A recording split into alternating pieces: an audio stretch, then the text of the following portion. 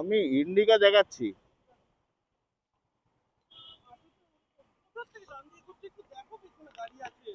আমি ইন্ডিকা দেখাচ্ছি, ওখানে সিগন্যাল ছিল।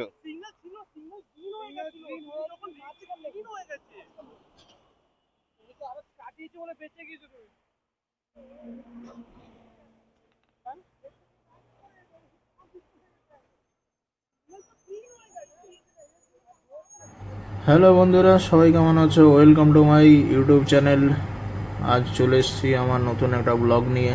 আজ আমার ব্লগের প্রথম দিন, আর প্রথম দিনেই আমার ব্লগের একটা কাণ্ড হয়ে গেছে, সেটা তোমরা দেখতেই পাবে সামনে। আসলে আমি একজন প্রফেশনালি শেফ। আমি এখানে এই যে বাইক নিয়ে সকালবেলা করে আমি বেরোই উবের আর ওলা আর র্যাপিডো চালাতে।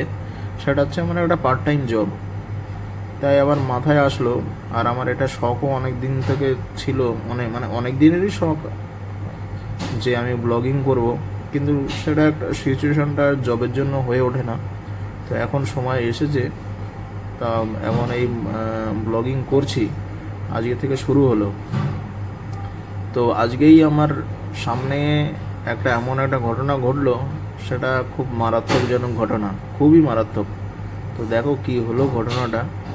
আর তার আগে আমি বলে দিই, এই যে এই পাশে এই রাজারহাট, এই লোকেশনটা হচ্ছে রাজারহাট, ঠিক আছে? এটা রাজারহাটের যে ইকো পার্কটা, এই যে আমি হাতে করে দেখাচ্ছি, এটা হচ্ছে পাশে ইকো পার্ক। এই ইকো পার্কে যে এসেছো সে কমেন্ট করবে, আর যে না আসনি তাকে আমি বলে দিই, ইকো পার্কে খুব যদি আসার ইচ্ছা হয়, পার্কে ঘোরার ইচ্ছা খুব থাকে, তাহলে আসবে। খুব সুন্দর জায়গা, মানে খুবই সুন্দর জায়গা ঘোরার জন্য খুব সুন্দর। আর এত বড় জায়গা, এখানে ঘুরে একদিনে তুমি শেষ করতে পারবে না, এত বড় জায়গা। এর মধ্যে একটা প্যারিসের যে টাওয়ারটা আছে, সেই টাওয়ার একখানা এখানে, সেকেন্ড টাওয়ার প্যারিসের বলতে পারো, এখানে আছে। সেটা একটু সাইজে ছোট, ঠিক আছে? সেটা সাইজে একটু ছোট আছে। আর এর মধ্যে একটা মিউজিয়াম টাইপের আছে। সবাই বলে, সেটার মধ্যে আমি যাইনি, তবে সবাই বলে, আমার বন্ধুরা গেছে, তারা বলে যে মানে ওইটার মধ্যে ঢুকলে, ওটা একটা মিউজিয়াম টাইপের, তো ওটার মধ্যে ঢুকলে নাকি মনে হয় যে এটা তুমি অন্য গ্রহে চলে এসছো, মানে এত নাকি ভালো। তো আমি যাইনি, কোনো যাওয়ার ইচ্ছা আছে। এরপরে যেদিন এখানে আসবো, এর ভিতরে যাব, পার্কের ভিতরে, সেদিন যাব, ঘুরে আসবো। এখানকার রাস্তাটা দেখো কত সুন্দর।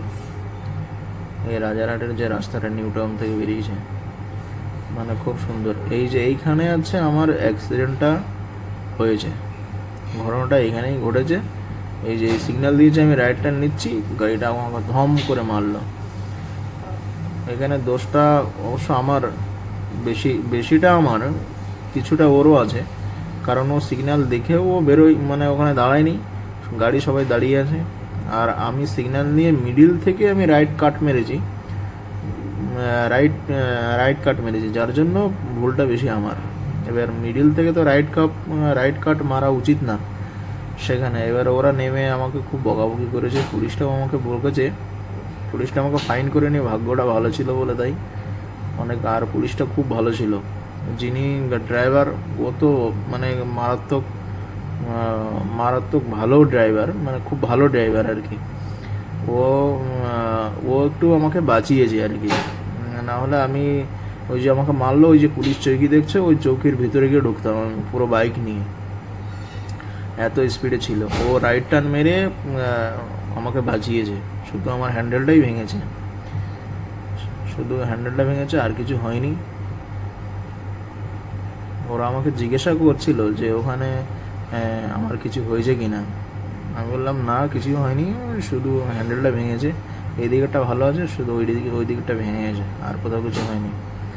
দিয়ে আমি ওদেরকে সরি বললাম, মানে উনি যে ড্রাইভার আছে ওনাকে সরি বললাম, পুলিশটাকে সরি বলে আমি ওখান থেকে বেরিয়ে এলাম। ওই যে আমাকে বলছে, ঠিক আছে সাবধানে যেও, সাবধানে গাড়ি চালিও, ওমনভাবে আর পার হবে না, ওমনভাবে কাট মারবে না। আমি বললাম ঠিক আছে, সেটা বলে আমি ওখান থেকে বেরোলাম।